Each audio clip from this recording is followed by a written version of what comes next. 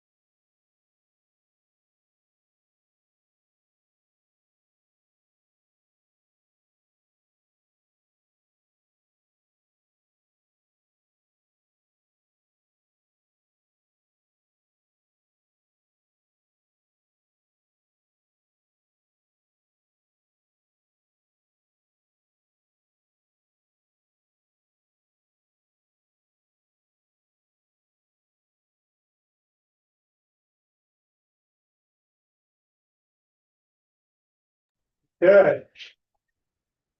So I should stay muted on my machine? Yes. Done. And you're on that. I'm on the owl. Lack of There we go. Welcome everybody. I'm sorry, let me mute YouTube real quick. So I should stay muted on my machine? Yes. Done. And you're on that. Come on, now we're on delay. Cool, you should be good.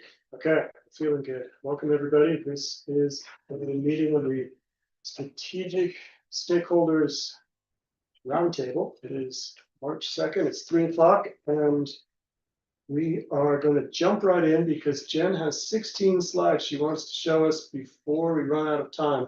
She said after these critical first 16, then we can drift and ramble and talk about whatever pops into our heads, but we got to stay focused for the first bit and get her done. So here is Jen Carter. Awesome, thank you. I'm not usually the taskmaster. I'm usually the one that just says, let's drift and talk and have a good time, but we will march through this today. I wanted to highlight one minor change to the agenda that we sent out. We had talked last time about reporting back a little bit more information on Jackson Teton and also on the Aspen Carbondale situation or kind of what they have going on, some questions that you guys asked. We would like to move that to the end of the agenda so that we can get through kind of the meat of what we need to talk about, and then we certainly do have a report back. I also have a great document. It's Jackson Teton County's annual report. So every year their group joint commissions go through and audit where they're at and look at all the numbers, and it's really informative. It's a lot to look through, so if we get to it today, I'll go through some highlights from our last conversation, but I'll send the report to Drea to send out to you guys so you have another document to look through. It's got a lot of numbers and graphs, but it just might be kind of interesting from the perspective of future planning and future thinking about programs to help just kind of help moving that needle forward. So today, again, kind of like our last meeting, we're going to build on prior discussions and the poll that we had sent out, that visual preference poll, show you what the numbers were behind that, the different pictures you guys were picking on, and kind of how that played out, and how we've interpreted that. So just a quick reminder, I know we showed this slide last time, but kind of previous conversations, there was strong support for the items in green. A lot of those are pretty low-hanging fruit. We've already talked about several of them and ways to integrate them. A couple of those items we do have on our agenda for today, one of them being cottage clusters. And then the community housing zone is kind of rolled into some conversations. And the flexible front setbacks is another one we're going to talk about today. Density bonuses is rolled into a kind of an overall density conversation. So you'll see kind of a blend of some of the things in green that we still wanted to confirm. And then we really want to focus on the things in yellow, really looking at those density allowances, lot sizes, how different application or different products are administered through the county, through the application process. And then the ones on the right are the ones that we've all agreed, parking requirements, let's not mess with those. Open space, TDR is just too far in the future. So we've still keeping those off the table for now, for this report. So I know last time we talked a little bit about what we were calling the fast track review process, and we had thrown out a couple of different titles for this. We are now calling it the accelerated housing review process. So again, it facilitates that 90-day review time for eligible residential development applications. And you'll see here, these are the numbers or the metrics we're working with, and those fell pretty much directly out of our last conversation with you all. We're keeping to the 50% or more deed restricted units. So when an application comes in and 50% or more of those units are proposed for deed restriction, then that would trigger this accelerated housing review. For the two thresholds you see there, rentals at that 120% AMI and ownership at 200%. Well, those have to be met, or just if one of them triggers. All three would have to. So yeah, it's 50% of the units if they're rental mix of rental and ownership, they have to meet an average of those AMIs. So thanks for the question. And we, later in this PowerPoint, we have the affordability definition from the code, the current code, and there's some couple of minor tweaks that we've proposed potentially with this accelerated housing review. Nothing major, just kind of making sure it aligns with these parameters. But just to kind of lay out next steps on this, we do have a draft of the language in hand. It's about a page and a half. It's a very short little document. Staff is reviewing that right now. And we will, it'll all fall in section 3.15 of the current land use code. We kind of found a spot that it's nice to kind of nestle it in and without upsetting the numbers of the existing code system. It will be published online on March 12th for community review ahead of the joint planning commission and board of county commissioner work session on March 26th. So again, that's just that little 1.5 pager, the accelerated review. The reason we're trying to kind of get that moving, it will eventually line up with the final report. But if we can get that adopted, if the county can get that adopted by July or June 30th, it makes the county eligible for a DOLA incentive funding that can be used for future housing work. So we're really trying to make sure we can get that funding available for the county. So that's kind of the reason on that timeline. Is there any questions on this? Does this seem to kind of feel like what we talked about? Now, Yeah. can you clarify that last point? Why does our work need to be adopted? for So funding? this particular piece is, will go directly in the code, so it has to be adopted because it'll be an ordinance. And then it doesn't have to be adopted but to get that funding, DOLA has a kind of an incentive program, and they've said if any community that gets this accelerated review process in place, if you're already opted into Prop 123. Just if you- any accelerated process? Yeah. Okay. Yep, so the requirements to meet that Prop 123 requirement, if any community gets that done by just June 30th, DOLA has a little extra pool of funding out of the Prop 123 funding, and they're trying to figure out how to use it and make sure communities get to take advantage of it. How much funding are we talking about? They've said up to $45,000. So, I was talking to Drea a little bit ago. One thing that would qualify under that is a housing action plan that I know the county's looking at. So, and there's no match. It's just grant funding that comes directly to the counties or the communities. And if I could, pushing this kind of piece of our overall work ahead just leaves us with an opportunity that we wouldn't have otherwise. So we want to keep our options open, and we know that we have our housing action plan that has to be done by the end of next year. Among other things, we're going to have, even with this work, we may identify something that needs more evaluation. This just leaves a door open for that kind of effort. Oh, let me go back. Any other questions on that? They had a round of incentives that was this last year, so December of 25. And they had a guarantee of $50,000 for each community. And they at that time had said if they would have a second round at the end of June 26, and they hadn't given a number, an actual dollar amount. And for whatever reason, once the December wave came in and looking at other funding, they were able to give a dollar amount for, they said up to 45. So I don't know if that means the way how many communities come in and what bucket of money they have, but we're hoping, I don't know. I just feel like it's a great opportunity for the county. So Thank you. all right. So the Menti poll that you all took after our last meeting, here are the actual numbers that went behind each of those. We strategically kept the numbers out of it just so we could all look at what do we think the looks and feels right for San Miguel County. Obviously that top left is just a large lot, one for 35 acres, or one dwelling unit on 35 acres.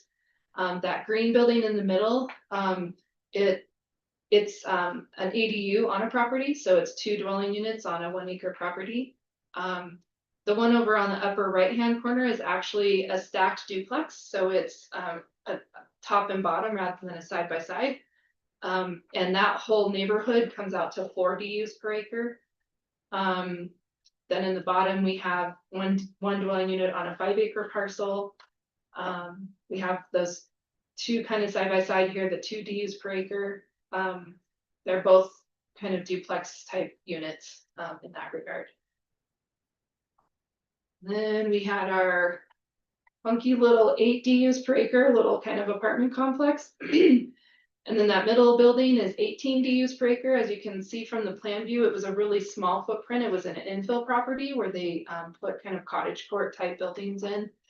And then we get into a little bit of our higher densities. So you have 14 DUs per acre about, with the one over on the right, it's little row homes. So as you can see, you can get something that's a single family home. Those actually might be duplexes. They have ADUs in the back, and they just, the form looks one way, but the density is really high. 5 DUs per acre on the bottom left, 22 DUs per acre, which is a small apartment complex. 7 DUs per acre over on the right. Again, those are more single family and duplex kind of units. We've got 8, 10, another 22, and then 10 in the lower left. So these get into our higher density. And then when your responses came in, we averaged all the responses out and came up with low density, looking like roughly 1 dwelling unit per 5 acres was kind of the average, which is at 0.1, 12.12, I think is lower than that. Our proposed is 0.2. Medium came out, this one, Robin and I have been I've been picking at the numbers because I was like, we have 2 DUs per acre and we have 14. Just the reason that this number came out at 2.6 for an average is because we had kind of unintentionally stacked the deck with a lot of 2 and 4 DU per acre lots. So when you put the numbers together, it weighted it on the lower side. And then the high density did come out, the average at about 13.3, which I know in a lot of our conversations, it feels, everyone seems comfortable with kind of 14 dwelling units per acre because we know what that looks and feels like in this community. So I was not surprised that came out kind of close to 14. The medium surprised me at 2.6, but when we really look at the math, I think we could go anywhere from like 2 to 14. So anyway, all of that resulted in our proposed maximum density in the orange, and minimum lot sizes.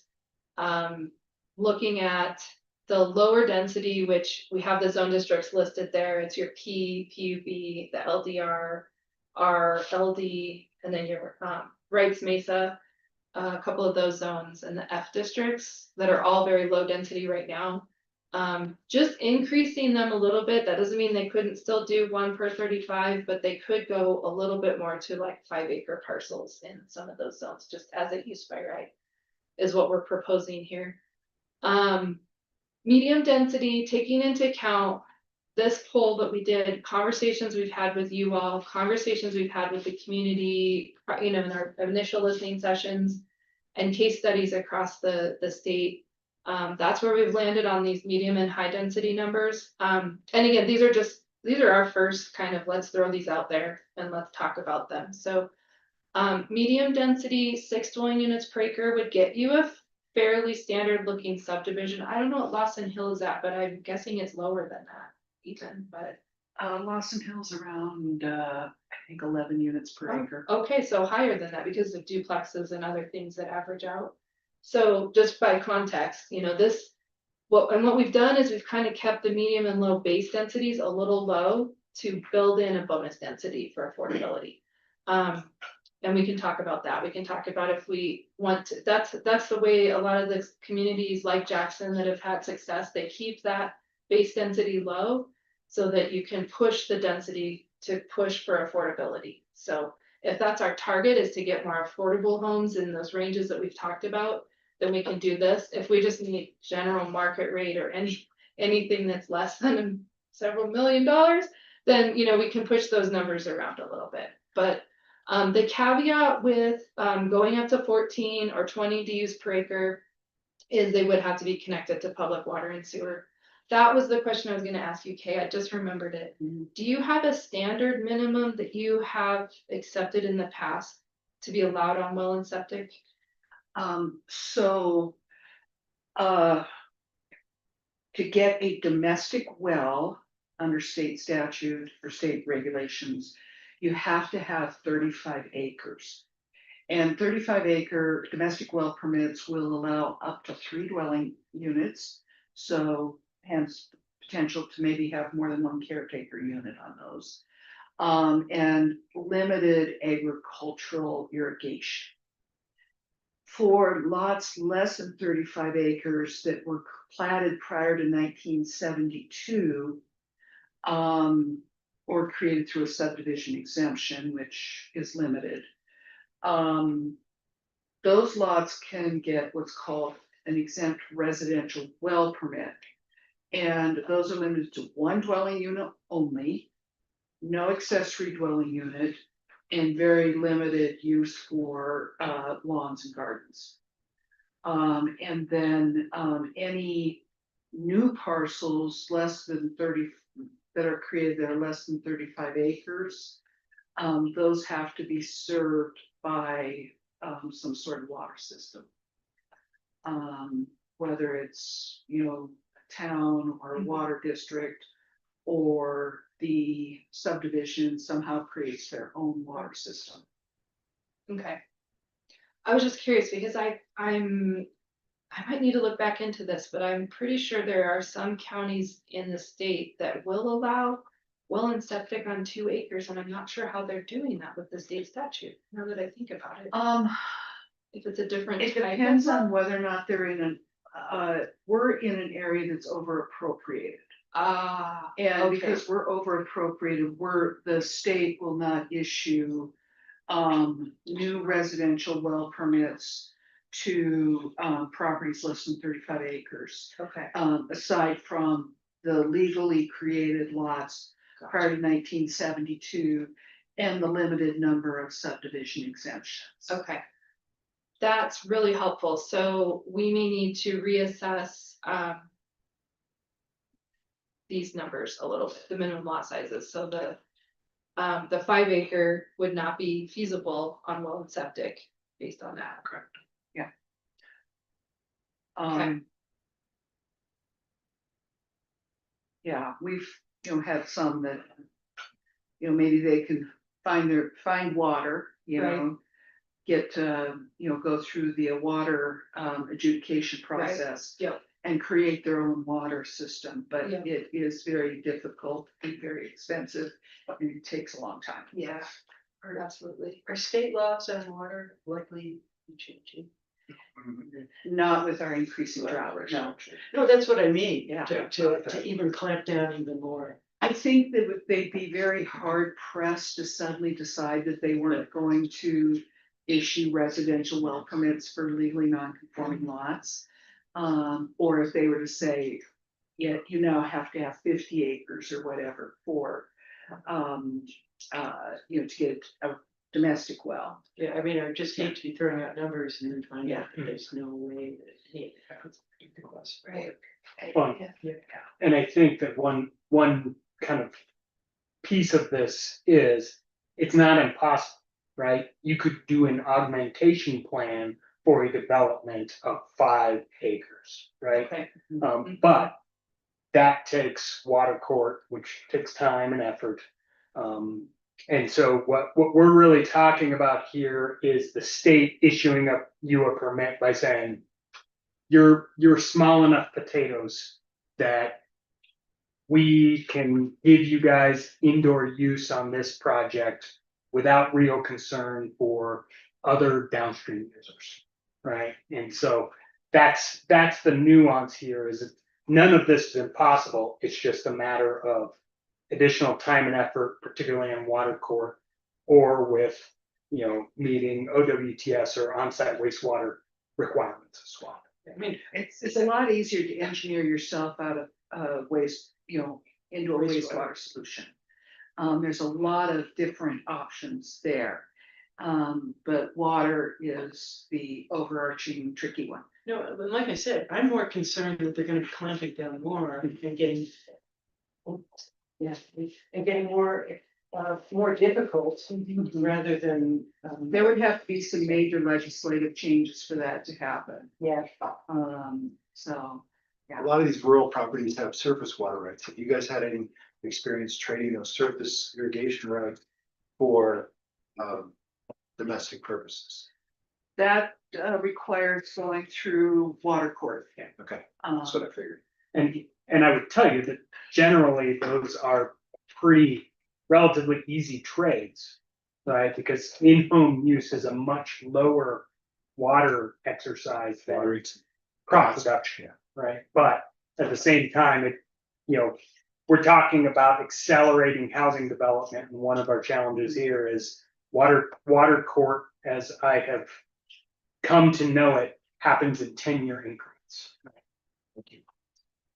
That was a good question though, and I was gonna ask something similar about how, because I know every county in the state is so different on how they augment water, where the augmentation water comes into play and your responsibilities maybe, I mean, there's some counties on the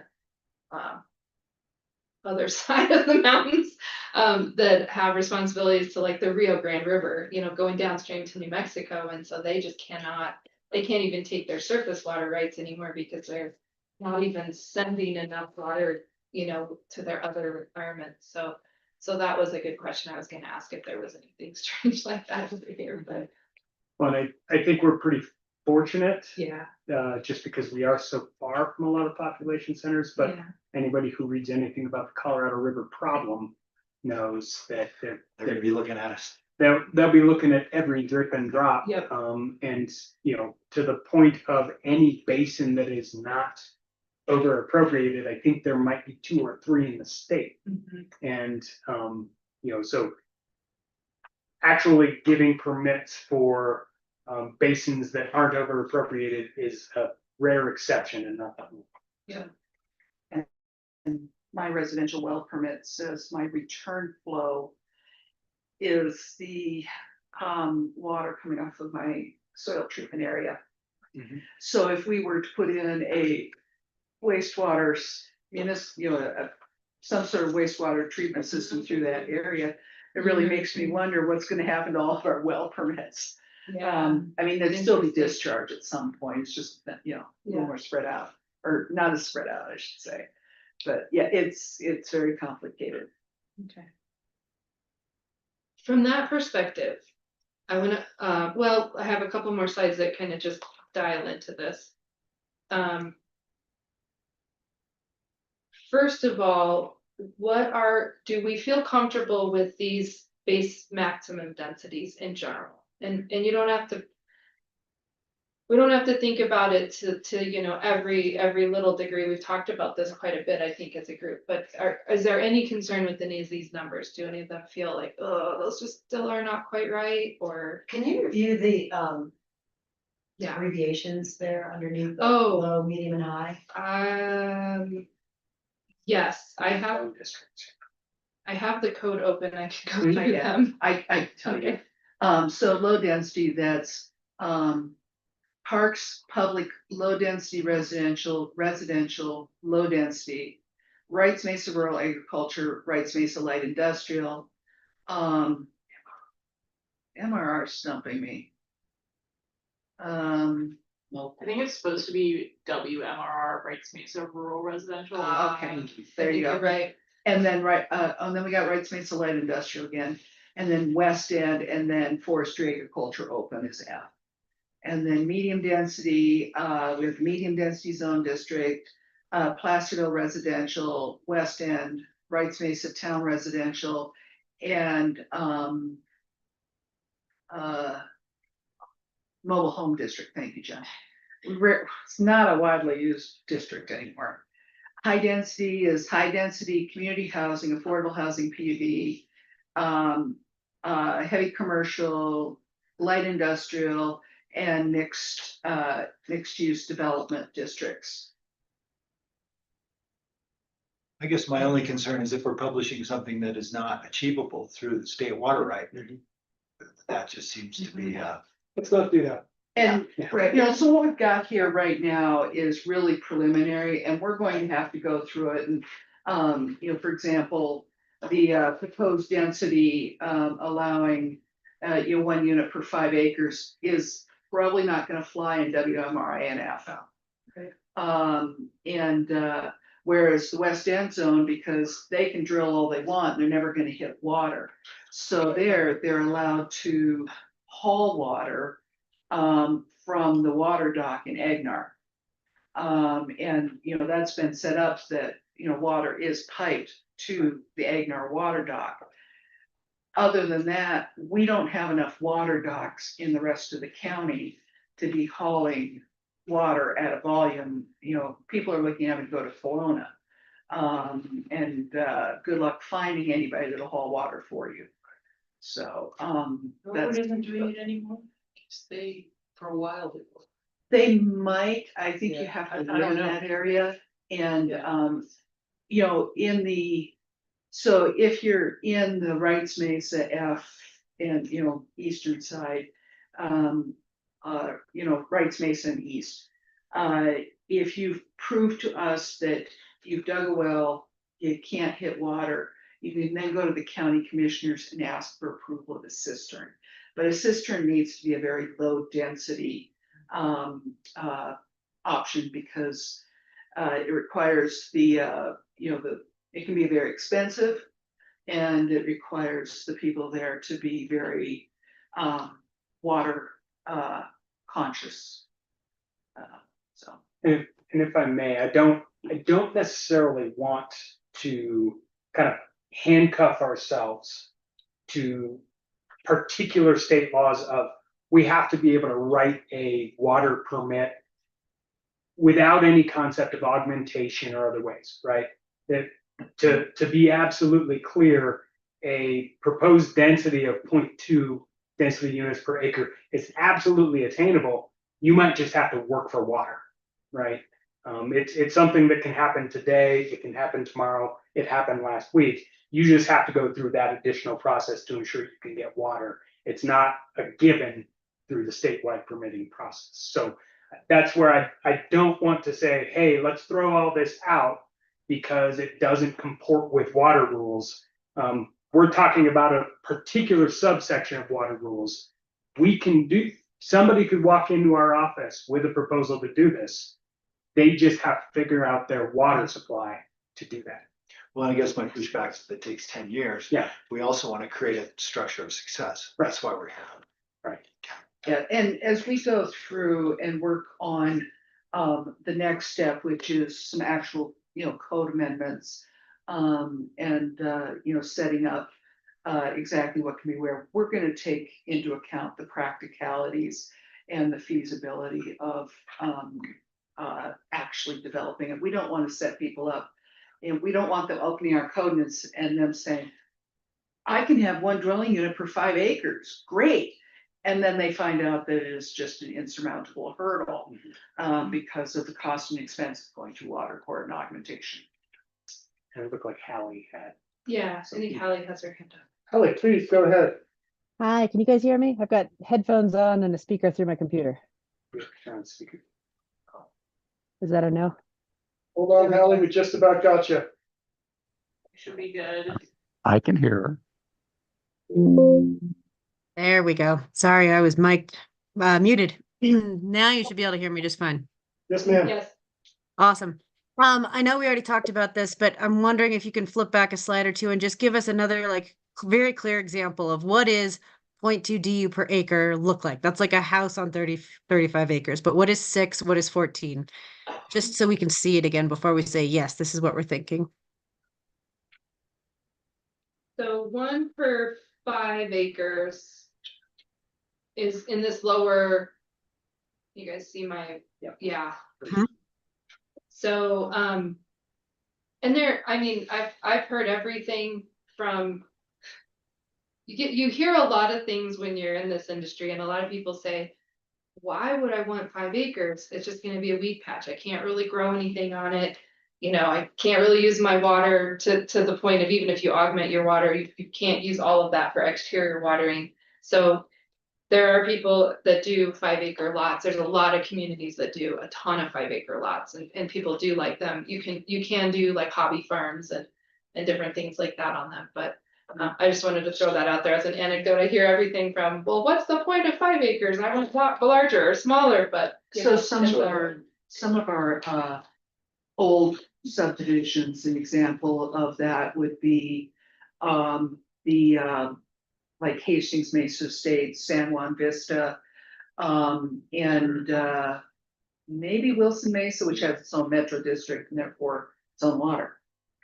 Aldesaro is very close. A lot of Yeah, those Aldesaro, 7 to 5 acres, Yeah. so if you want to visualize it.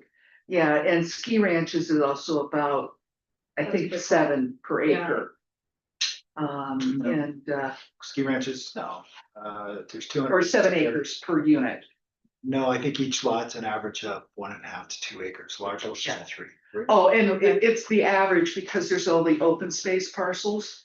So yeah, you might end up with even smaller lots, but then there's open space in between. So there's a lot, it's not necessarily carving it totally into 5 acre chunks. It can be, 1 or 2 acres and then, large tracts of open space in between.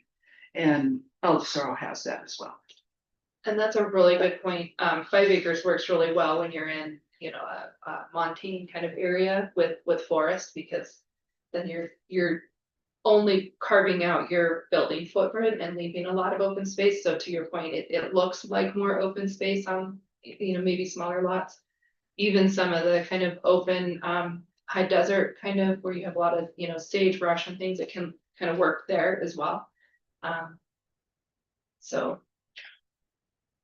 Yeah. To go back and to your bonus, I don't know if you're gonna hit on that. We will, yeah, Good. absolutely. So can Um, we then see the 6 and 14 acre examples? That's like duplexes, or what are we looking at for those?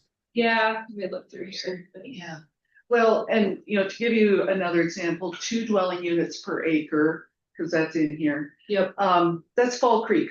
Yeah. Most of those are approximately half-acre lots down there. Some of them are smaller, fewer bigger. So it might be a little more dense than 2 dwelling units per acre.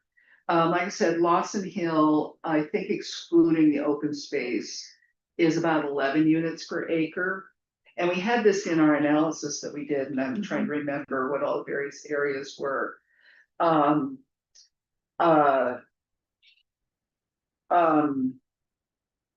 Eider Creek is one of our higher density areas. Sunnyside it's 30 units on 4 acres, I think. So in town, a Telluride residential district is 15 to 18. Yeah, yeah. When you have your 2,500 square foot lots, that's 17 units per acre. Plus ADUs. Plus ADUs, yes. Yeah. Placerville is platted at, 2,500 square foot lots. But we require multiple so they get their well and septic to work. Hallie, do these photos with real world examples that Kate just gave, are those helpful?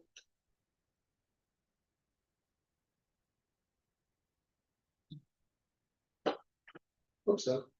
So Hallie, sorry, I think when we're looking at that low density number, you're looking at pretty much anything on that 1 per 35 to 1 per 5 kind of range. It's large lot, so it's more rural development. And to hammer home even a little further, that's probably not where you're gonna be seeing a lot of your truly affordable units, unless you're talking like an ADU or caretaker unit on the property. Yeah, I'm So- actually more interested in the higher density. So the other examples you were showing with it were like 10 and 20. I'm Yeah, curious, what does that look like? So there's a 7, that's probably pretty close to the 6. There's the 14. Big time. so yeah, 7 looks kind of like a standard neighborhood. Probably even a little bit more larger buildings, a little bit more spaced out than town. Like to your guys' point, in town, that's pretty high density because it's smaller units and they're closer together on smaller lots. We did an analysis once, when you have, mixed use, say in a downtown area where you have, your commercial use below and you might have 2 or 3 units above, because they're usually very small and it's on typically a very small parcel of land. You can get upwards of 60 or 70 DUs per acre, and it doesn't look like what you would think 60 or 70 DUs per acre is, just because it's a few units on a very small piece of land. So Yeah, when you're talking about density, there's, an alternative, and that's form-based. And so you're focusing on the mass scale design more than you're focusing on how many units are in it. And my tendency in other places I've worked has been to eliminate a lot of requirements in the multifamily zones. And this is working, in areas that allow, like 40 units per acre or have big apartments and everything. But, getting rid of a lot of standards because they were just irrelevant. There were so many other factors that were dictating what the building could be and how much it could carry. Parking is often one of the factors. I see a hand up from an iPhone, and we will go to the iPhone. If you could identify yourself, that would be great.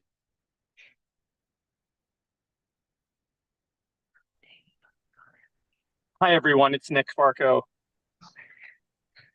Hi, Nick. Can you hear me okay? Yes, sir. yes. I apologize for the iPhone without a designation. I'm on the road, so pulled over in a truck. Hey, I have a couple comments, and it's at the risk of taking a step back. Jen, at some point, when you started, prior to talking about actual density designations for low, medium, and high, you talked the notion of maybe the global definition of density, and then density bonuses for what we're calling, I like to call it workforce housing. We call it affordable housing.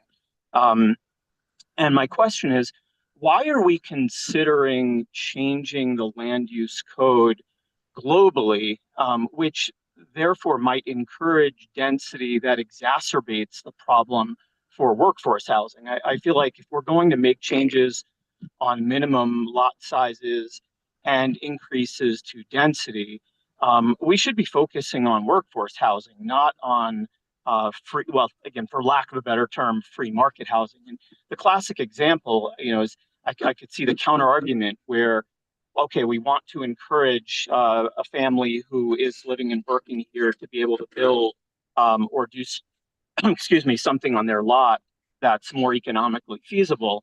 The problem is if it's not designated in some way or tied to the deed restrictions and tied to the definitions of workforce housing, that family moves away, sells it free market, and we've lost a unit or units to inventory. So I guess my strong feeling is that whatever we do, we've got to put the emphasis on whether we call it bonuses or we just call it a separate designation for workforce housing that lifts and makes looser the restrictions on density and, of course, and process. Otherwise, we're sort of fighting ourselves. So, Jen, I just want to make sure, did I hear that accurately now that I've given you a dissertation of a question? Yeah, I think that's a really good point that, our whole goal here with this, whatever we do to our code, is to encourage housing for the workforce, most likely be deed restricted, and not necessarily increasing density for free market, because free market's taking care of itself. We need to talk about definitions then, because in Yeah. my mind, affordable is deed restricted. Yeah. But Yeah, and that's And what I was gonna say too, is I Yeah. think we would wanna require a deed restriction. I mean, I think we've talked about requiring a deed restriction on anything that comes through the what do you call it, fast track? Accelerated review anyway, and that's where our definition of affordability is that it is deed restricted, so.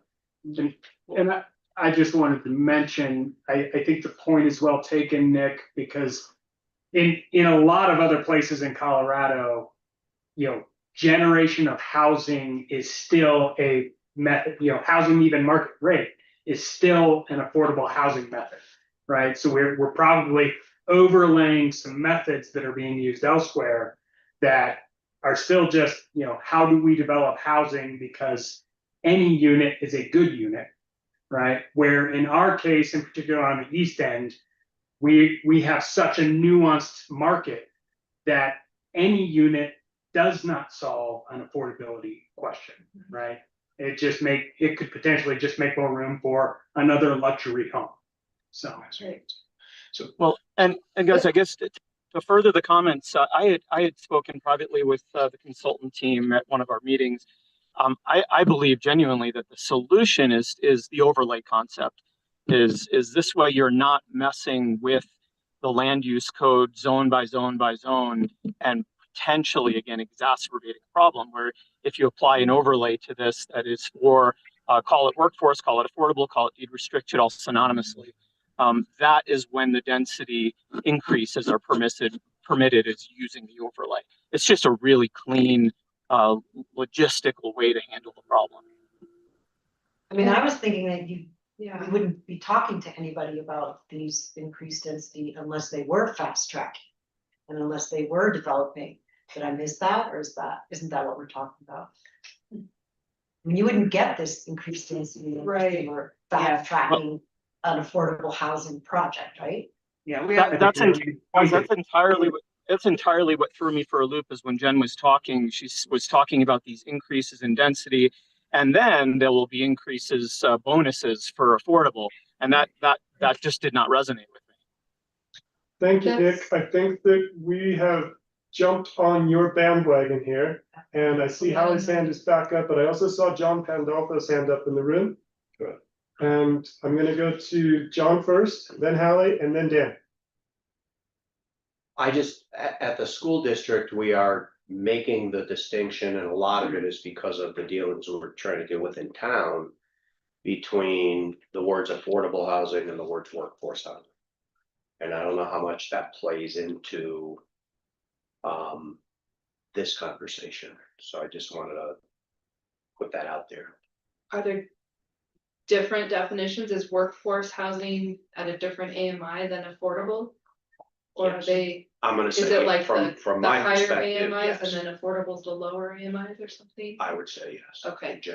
I think the affordable is using traditional HUD standards. Okay, Right, 80% of 80, 100. okay, And, workforce is kind of that next tier up where you don't have to make so little to qualify to be in the home that it is affordable, but it's still attainable workforce housing, so to speak. That's And I why think- we went to 200 AMI, Right. fast track. So Exactly. for our purposes, let's use the word workforce, even if we slip and say affordable or deed restricted. We all are agreeing that we're using the definition that we started our presentation with. And just kind of roll with that for right now. Let's go to Hallie and then Dan. Thanks. I guess first to the point we're on right now, I think we might actually end up wanting to recircle back to the affordability versus workforce housing side of the rent cap that we had established last month. If we're saying that for affordability or workforce housing, I'm not sure exactly which one we tied it to, but if that's at 200% AMI to purchase a home, there's a huge gap in there where we're not helping people between the 120% and the 200%, and yet they're still paying rent. And I think to some extent we saw that play out in town where people's rents were going up and up and up and up and up, but they couldn't afford a house to buy. So we might want to revisit that. And then the reason I actually raised my hand was to, excuse me, jump onto Nick's bandwagon and just say, this 5-acre proposed minimum lot size down from the 35 acres is really alarming to me. If I think about what I've seen in Colorado growing up here over the last 40 years, you start to see these areas of the state where it's just checkerboarded 5-acre parcel, 5-acre parcel, 5-acre parcel, 5-acre parcel.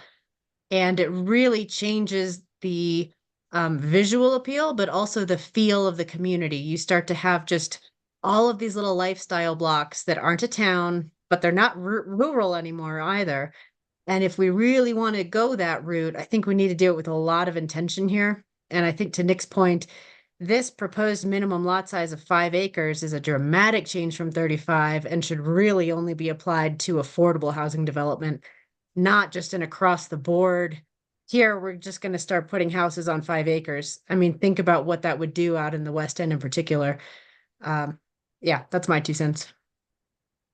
Is there anyone who disagrees with the concept that Nick brought up, which is that we are really focused purely on workforce housing? I think that's been understood all. Okay. So with that, we may need to back up a little bit in our thinking for Yeah. recertifying some numbers. But I think that this entire group is not interested in opening up the free market to any more density. We are very interested in opening up the deed restricted or workforce market. Okay. Yeah, and So, look at this, and we're, Danny, you're up next. we're at high level. And then as we, synthesize all this, we'll take all of these different considerations into the mix and then bring you the actual code amendments. So we're not necessarily endorsing a blanket rezoned 5 acre minimum lot size across the board. To Lord, no. So. Yeah, I mean, I 100% agree with what Nick said. My comment is just, it's interesting to me that within low density, you're saying, up to 5 acres maximum. But I kind of wonder, yes, I understand that if it's deed restricted, or Right. sorry, workforce. I'm trying to use the right terminology, but if it's workforce, I get it. Going from 35 to 5, that seems reasonable, Okay. but without that, I don't understand how. And my big question is just what this bonus means. Does it all have to be deed restricted, or is it 50% or 70? Like where do we draw the line on that? Because that's going to be a big difference. That's a very good point. And I think what Nick proposed, if I understood just the term overlay, was that there would be no change to the underlying land use code for free market housing. And the only time that densities would change is if it was for workforce Right. housing. And I would love to see anybody speak against that concept or flesh out that concept, do you think? I just think the going from 35 to 5 came when we had the discussion of, wouldn't it be great if somebody that owned a big ranch wanted to carve off an acre and build a house and deed restricted? I think that's how we got to where we are. Yeah. So given this, Yeah. it would be Okay. workforce housing and it would be deed restricted. So given that, if we're all in agreement, that that's how we got there, then let's say a 35 acre parcel owner is a really nice person and wants to divide their lot 5 times and keep their free market lot and put 4 deed restricted houses on it. This is saying we would let that project fast track, right? Is that what we're saying? Yeah, okay. So you would have some patchworky stuff going on, but it would only be for workforce housing. So we're okay with patchwork and it's for workforce housing. We're just not okay with blanketly letting people all of a sudden develop their 35 acres of land. Who's your next? Well, and then, Yes. Pete Johnson, I circle back to that idea, but then if we're allowed, I think you said 3 residences per 35 acres for the well rights for the state. I keep going back to that. Yeah, that I would would stop really you. love to, so do we look at it and say 3 instead of 5? So that we can accomplish the water situation simultaneously. Once again, I want to come up with a realistic approach so that if this is fast track, they don't have to go to 10 years to water court. They can boom, boom. So if we can formulate our advice or our recommendation within the laws that are existing to make this happen a little faster. Yeah. then And that's an what- idea I have that, we haven't put this out to you entirely yet. So for those 35 acres that can get the domestic well permits, right now, we allow a single family dwelling plus a caretaker unit of up to 2,000 square feet, which is pretty darn big. It's bigger than my house.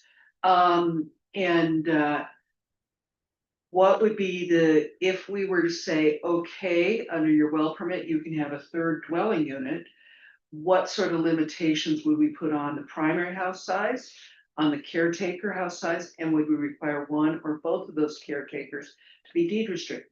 Lots of possibilities, Yeah. potential there. But I mean, that's something that, you know, we might. It's a lot pick up more some achievable. units. Yeah. And, you know, that's, you know, water rights that are just sitting out there right now. Exactly. So that's why I'd like to see our. Pete, I think that the language that might satisfy your need and wise desire to stick with state statute, but also allow Jared's door to be open is something about 3 units with the option for more if water can be I provided. love that. Yeah. But that it puts the 3 at the forefront. I agree. I think that makes a lot of sense. Nick, that was really handy. I'm so glad you jumped on the phone because I think you clarified something that we were all assuming, and we now have clarified. Yeah, Thank you. and I want to back us up to one piece, and maybe it's okay, maybe it's kind of off the table with this conversation. We've identified, all of us early on, that a lot of applications, well, most of the applications have been going through PUDs. And I think that was part of where we were actually increasing the density, even for market rate. So I guess the question is, do we leave the base density? Because all zone districts right now are basically 1 per 35 unless you do a PUD. If I remember correctly, I'm trying to go way back to when we did our initial analysis. So if we did the overlay concept and what we're talking about here, then it would still be all zone districts have a by right density of 1 per 35, even in high density, which there isn't anything zoned high density right now. So that's another piece of the puzzle. But let's use medium as a great example, because there are a few parcels zoned medium. It would still be the base density is 1 per 35, and the only way you could get any higher density is if you have 50% meeting those workforce thresholds. Does that, I mean, it seems like it gets us away from the PUDs for people who are trying to really do housing at that density that would have 50% potentially in the workforce realm. Do we feel like that's addressing that issue, or that issue is not as important as making sure that the densities only applied to workforce housing? Yeah. Just another question I just want to throw out as we're kind of contemplating this. And, you know, just as a way of bit of background, you know, when zoning was starting to become a thing, counties were not prepared for higher density. They were good at the 35 acres. You know, they could deal with that. And so the way that many counties throughout Colorado were dealing with it was they were doing PUDs. And there are some extremely urban PUDs on the western slope. That was just how they did it. And so that's how, you know, our land use code became, you know, so focused on the PUD process for anything that was other than 30 acres. And but it also had set out all, you know, established all this PUD reserve property that's fully exhausted.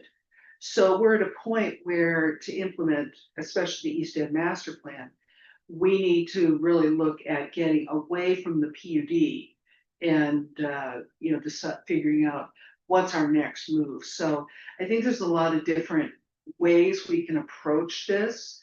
And certainly, you know, the density bonus overlay idea, I think, is a really great idea. We'll have to do a little bit of examination of, you know, what zoning do we have right now? And what are, you know,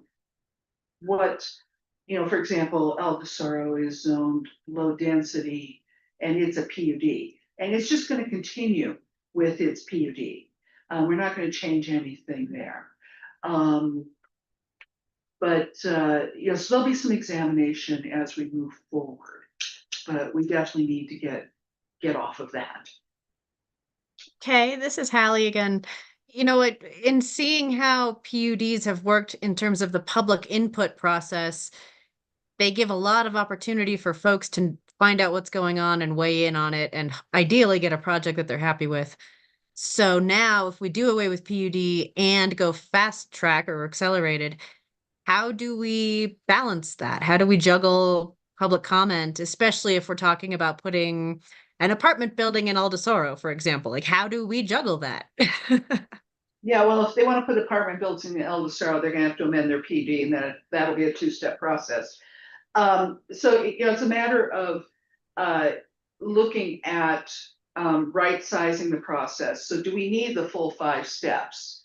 Can we do it in 2? If it's a small enough project, can we do it in 1 that, you know, still has the public process to it? But giving people opportunity to know what's going on, but, you know, maybe moving things on a little faster than the, you know, 6-year approach on a PUD.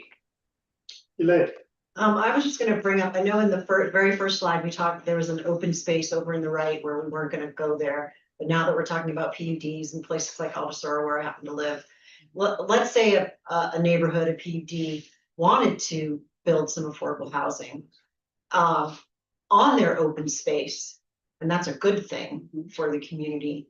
We're not talking about letting that get fast tracked, because obviously the homeowners association and whatever, that would have to approve it in order for it to go anywhere. So the neighborhood's on board, what would the process be? Can we add that to our process here? Because So if it's an existing PUD, adding density is called, would fall under substantial PUD amendment. It's a 2-step, so planning commission and then BOCC. We actually just did one for Ilium, where we have approved adding 20 units within the mix, 20 residential units within their mix of the Ilium Industrial Park. We didn't increase any of the floor area. So it's, you know, it all has to work within there. And there's some limitations, you know, to make sure that it doesn't become all residential on the ground floor. We want to keep industrial commercial down there. But that was an example of where we did add density because the property owner or the owners association requested it. So there's, I mean, it's already a 2-step process, and that took us, what, about 6 months? When did we start that? Maybe a little longer. There were some fits and starts. We had a few other issues. Nick, I see your hand up.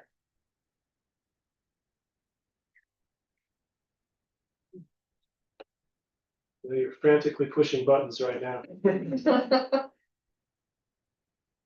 I mean, that's a place where we could incentivize. I was muted. Go ahead, Nick. We can hear you now. To the question of PUDs, I'd like to actually agree with Kay that we need to phase them out for projects that aren't commensurate for the PUD process.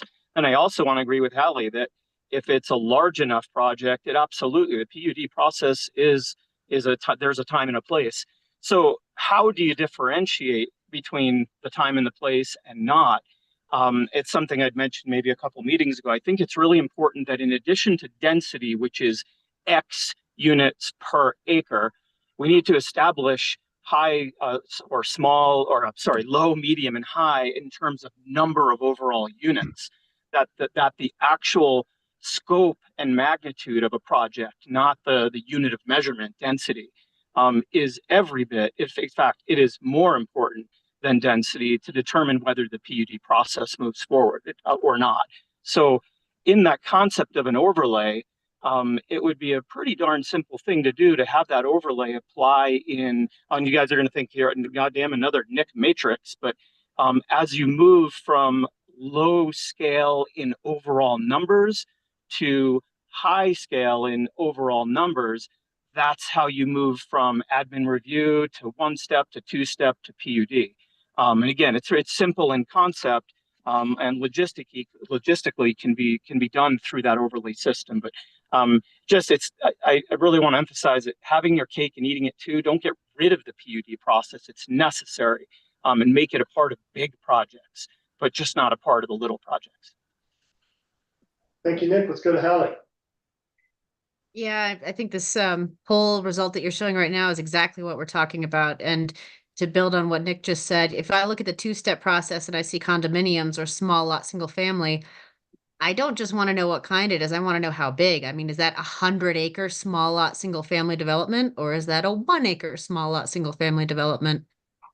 Same with the apartment complex. Is it one apartment complex with maybe 8 apartments, or are we talking, you know, a city block here? So I think overall acreage and and density Mhm. is certainly part of that discussion.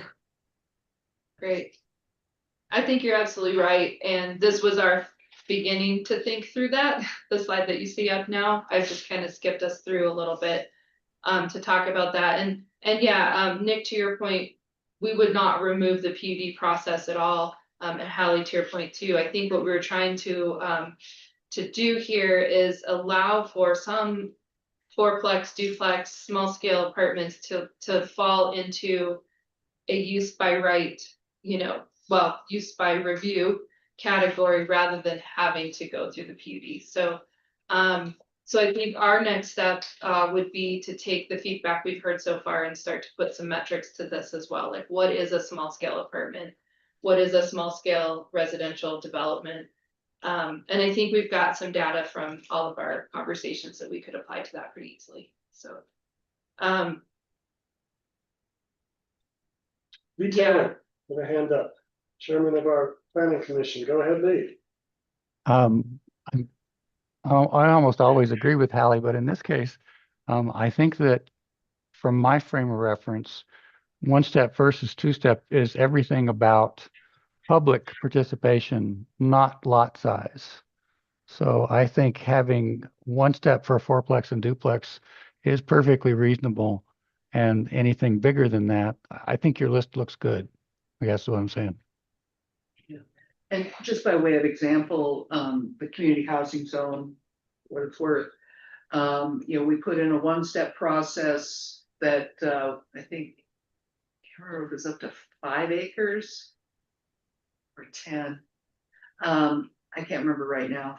But anyhow, there was a one-step process, if the development was up to a certain number of acres. And then it was a two-step process beyond that. And then it was a PUD if it started to include commercial and free and over the limit on free market. There was limit, we phased in free market as well. So that's just one example of where we have that. There's, are we setting it by number of acres? Are we setting it by number of units? Are we setting it by the housing type or what have you? So my 2 cents is just, I agree, I'm fine with this, with the exception of the condominiums and the townhomes and the number of units. I think you have to limit that. Mhm. I mean, Toyota Lodge is 110 units. That's a condominium. Yeah. Is that gonna fit within this realm? So we need to figure out what that number of units is, in my opinion. The trigger. Yeah. Or square footage or something like that. Yeah. There's gotta be some triggers. Yeah, and it's important to keep in mind that condominium is actually a form of ownership Mhm. rather than a type of. 100%. No, yeah. So, that's why we, typically say, single family, two family, triplex, multifamily, and go from there. Mhm. And it's like, there's a big difference between a 10-unit multifamily and 150-unit multifamily. Correct. Does anyone disagree with the point that Hallie brought up, that Nick brought up, that Danny emphasized, that we need to come up with some triggers based on full size as well as what unit types we're talking? Because without that, it feels like we're just making up numbers in the wind. Perfect. So we've got a hand up from Jen that she's going to do that for us. Yep. Excellent.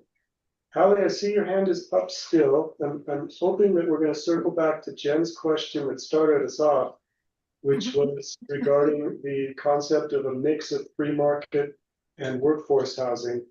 The advantage of allowing some free market is it pays for the infrastructure for workforce. And if we decide that all we're interested in is workforce, we are basically setting up government to be the only builders of housing in our region. If we allow some percentage of free market to be sprinkled within potential developments, and we hit it right, we might get us a couple developers who are willing to take that chance, and the numbers might work out well enough that they're willing to play. That's what Paul Major was saying. Yes, I'm recalling those words. I'd like to talk about that soon, but Hallie, if you've got one more thought, or maybe you want to talk about that, go ahead. No, I wasn't go in that direction yet, Lance. I'm sorry. I had a question for Kay. I don't know if I'm the only one in the room who doesn't know what the 5-step process is, but 1-step, 2-step are very clear. I guess my other question then is, when you go to a 5-step process, what kind of information are you getting and what's being batted around through those 5 steps that might be missed or that we might want to try to address at a 2-step as opposed to the full 5-step?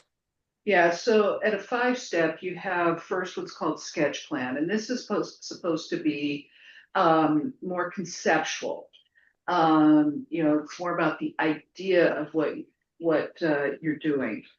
And it goes to the planning commission and then to the board of county commissioners.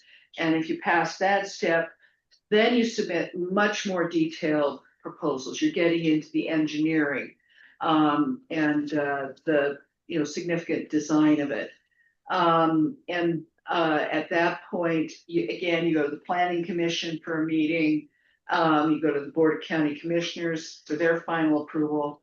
And then the 5th step, because this is usually used for subdivisions, is when you're coming up with the final plat and the final engineering drawings and the subdivision improvements agreement and the bonds and financing that go along with that. I think there's a lot of latitude for us to get everything we need within a 1-step process or a 2-step process. Everybody here has a tendency to ask for a lot of detail anyhow. So, but get to the sketch plan looks an awful Thanks for the lot run. preliminary. It's just kind of slight refinement rather than a significant development between sketch and preliminary is how it often works. Got it. Thank you. Because then when we were talking about accelerated, we've been saying, well, you're going to have a lot more of your ducks in a row before we're allowed to start that clock.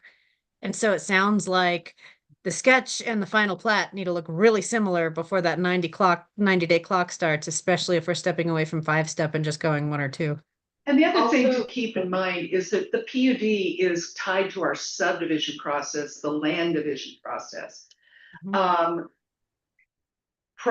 Large properties can be developed as a single project on a single property. We don't need to be dividing the land, and then that's where the condominium subdivision comes in later. That's surveyors and lawyers at that point defining where your limited and general common elements and all that are at. So if we kind of pull our housing development out of that, away from the land division concept, I think that's also helpful. Not every PUD needs to be a subdivision. Not every subdivision needs to be a PUD. And right now our code, the way our code was written, it thought that those two would always be married. They need a divorce. And Sure. one last piece to that is Thank the accelerated review does not apply to subdivisions or PUDs. Right. It So- only applies to very specific, like site plans and, Yeah, and as an aside, we're looking into developing a minor subdivision process where you can create up to a total of 4 lots, and that's very standard throughout the state. And actually, I worked with that same law in other states where 4 and less is a minor subdivision, and it doesn't have to go through all 5 steps. So, there's other things we can do to kind of help out. perfect. So, Kay, to that point then, developing 4 lots as a minor subdivision with what kind of density on them? It depends on what the zoning is. It's not tied to, obviously, when you're looking at the criteria, you're looking at, okay, with this zoning and with this proposal, is your infrastructure adequate? Can the services be provided? Is there any, are all the needs being met? As that big question that you asked for a major subdivision as well. Sometimes just the answer is a lot more complicated. And a lot of times with minor subdivisions, there's no infrastructure. Public dedications are usually less or not at all. Like a public road or Yeah. those types. Yeah, if you're doing a minor subdivision, you're probably not dedicating a road. You might have some easements. All right, did that answer your question, Tally? She's remuted. Yep. Thank you so much. That was great. Awesome. Lance, back to your question. That was your question. That's my question that you were amplifying. You had mentioned 50% as the trigger for Right. getting some kind of break as a developer. If you did I'm assuming major subdivision where there's enough units to make a difference, but it could be 2 and 4plex. Right. And I don't know if 50% is the right number. I know that instinctively I want to push the requirement for workforce housing as high as I can. But I'd rely on someone like Danny, who's got a head for numbers and banking, to tell me if that's where the break point is. And I want to come in just below the break point. And I don't know how to do that. I mean, I think it's probably a question for like an individual like Paul or someone that's actually looked at development. You know, I mean, it pencils, you know, to Paul's point, when he's talking about closer to the east end. Yeah, you need a lot less free market units.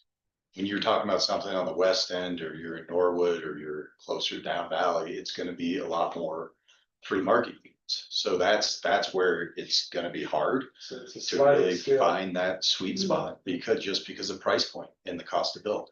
Right. So that's gonna be the hard part, is where do we, but I think that anything we do, if we start out at 50, I don't think we're gonna have like 100 of these next month. So if we start out at 50. And it's. Well, it wasn't be more of land values are lower out there, Because so cost to build, just cost of building. cost to build, and actually to make a profit off of that is gonna Yeah, be a lot. cause I was thinking the land values Yeah. are so much lower. You're gonna need a lot more free market units in order to kind of make up for that difference or that small margin. But are we just talking about allowing them to fast track, or are you talking about they get something else? Jess, what are you talking about? Well, I think we were talking about the density bonus. The density and the density bonus. And the reason I threw out 50% is because that's what allows them to be fast tracked. So we could tie it all together with, if 50% is our threshold for accelerated review, then that seems to be kind of the threshold that we've set for, we want 50% of our projects to, at least 50% to be workforce or deed restricted. So that's where that number just kind of came from, a starting point to say. Do you get a break on the housing impact fee if you're doing a small development that is 50% workforce housing? You wouldn't pay So- impact fees on the workforce units. You pay definitely would impact- not pay that, and we would also have to look at whether or not, so if you're doing a development that is, X number of free market, generating employees, and you're deed restricting some, you might not pay fees at all. For example, right now, somebody building a single family home can also build an ADU or a Oh, caretaker. you're offsetting your, so you could So you get can the do an double offset. whammy, you could get the fast Yeah. track and no fees Yeah, if you had enough Right. units to offset the free market. units. right. But there is also a break point on that. You have to Yeah. produce enough affordable or workforce housing in order to offset your employee generation. That's why 50% kind of sort of sounds like it makes sense, because that would definitely offset. You're building one, you're replacing the thing you just built with another unit. Pete, I saw your hand up? No. Okay. Thank you. Would commercial count as free market? So we have a different thing for that. If you're building, commercial, multifamily, or, subdividing land. So if you're doing commercial development and hotels, there's a formula in the code that says you must create this much housing. And right now it's pretty low. It's a 30% mitigation rate. I think. And we don't get a lot of that because all of our commercial and industrial land is in the Lawson Hill PUD, which is mitigated by all the affordable housing that's in there. But Society Turn, when they build, they will have to provide, I think it's 91 units to meet the mitigation requirement relative to the projected commercial and hotel floor area. And then if you're doing multifamily, right now our code says 1 unit out of every 3 must be deed restricted. And if you're doing a subdivision, it says 1 lot out of every 3 must be deed restricted.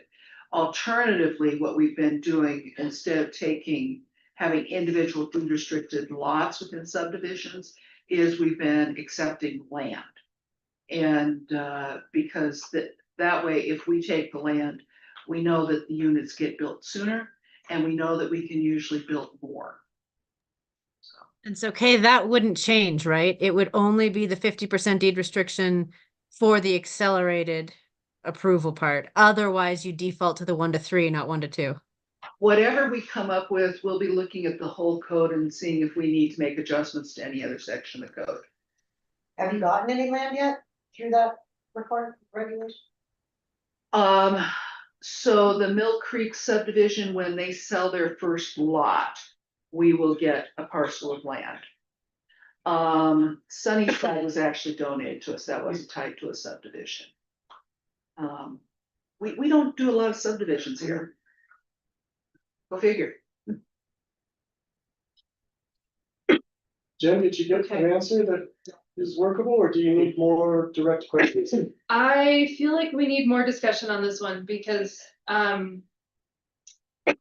it seemed pretty clear there were a lot of head nodding when Nick was talking about keeping the base density and just adding the density bonus as an overlay. Overlays require mapping of certain areas. And I think we already have kind of the East End master plan and West End, Wrights Mesa, some of these areas that we could tie this to. Or we could just leave it open, an overlay in like air quotes, like it's not a mapped overlay, but it's, yeah, countywide. And it's just saying, if you're bringing the 50% to the table, that's when you achieve the density bonus. So I think that might be where my brain is thinking.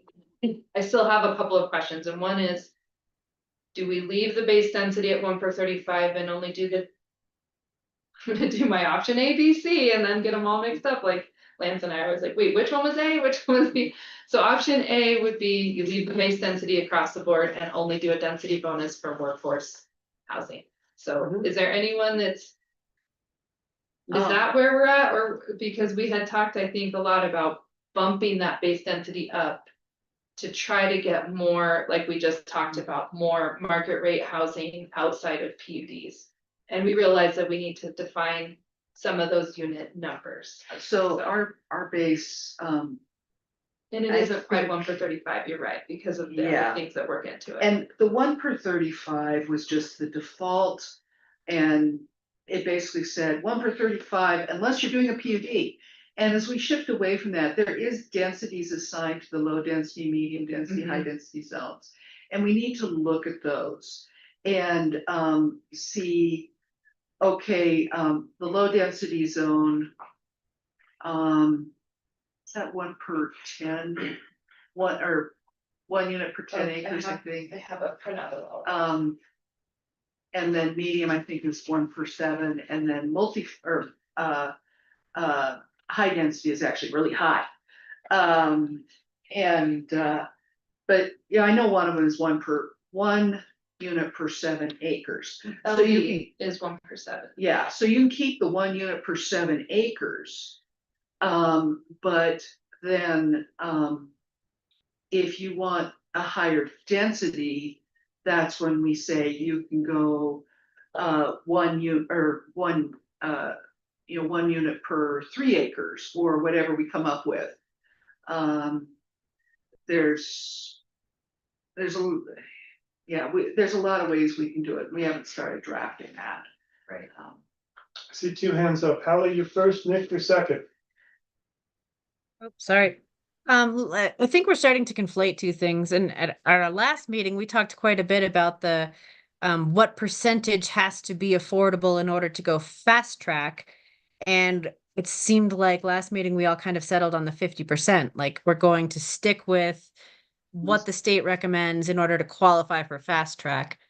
And that goes back to Paul's comment about like, hey, in Telluride, you only need to build one free market to a bunch of deed restricted versus in the West End, you need a little bit more free market to help make it affordable. Now we're also talking about, okay, if say it's medium density, you get your two DU per acre, but we want to bump that up to 14 DU per acre. Do all of those have to be affordable, or is it the 50%? That seems like a different conversation. So I guess, which question are you asking right now? So I think there's gonna be a scale, and as we're drafting the zone district changes, we'll be offering some options then. We don't have that today. We have concepts and ideas. Pardon the pun. Yeah, I think that's a good way to say it, Kay. I think we were aware when we were polling the polling analysis that you guys all helped us with, trying to pull it into something. As you can see from the left, we started applying the zone districts over on the left, and we have a full table analysis in the preliminary report where we were going, oh, okay, so this one is a little different than this one, and we are going to have to kind of play with these numbers. We were trying to look at some generalities here to just start to push the needle a little bit, and we definitely will figure out the nuance of how that applies to each of these zone districts. I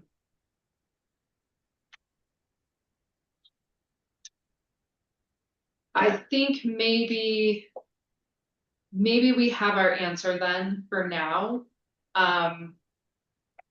Is that there's still some nuance, and I don't want to say discomfort, but like, wait, we haven't quite hit on exactly what densities we need for each area. But maybe we build off of what we have now. And I think a lot of what we were trying to do with our analysis was look at some of our zone districts don't actually list the density. You have to kind of interpret it so we can pull those numbers, kind of make it more streamlined so that everyone has a density.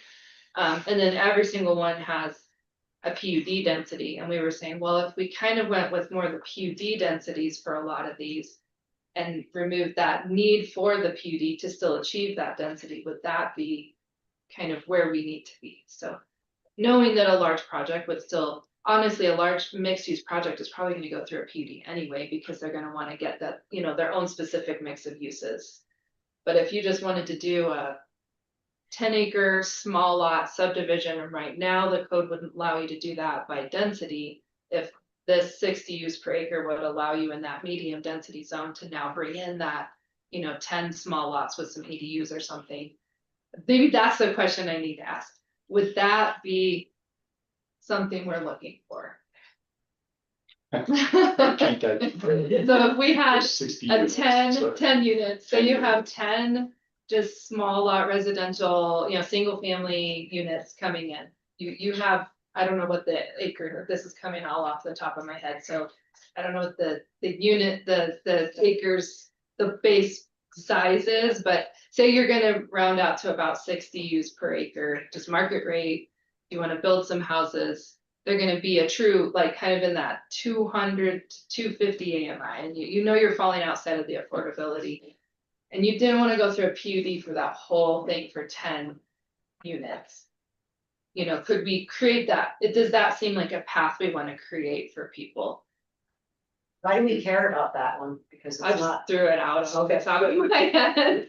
So my thought on all this is to hone us down, because I think in some ways we're getting too academic. Yeah. I would really like to see a larger connection between what we're trying to accomplish with our workforce housing and the reality of what's on the ground with the restrictions of our transportation, our water, our infrastructure. Because I think we're getting too caught up in the stratosphere versus what we're really facing.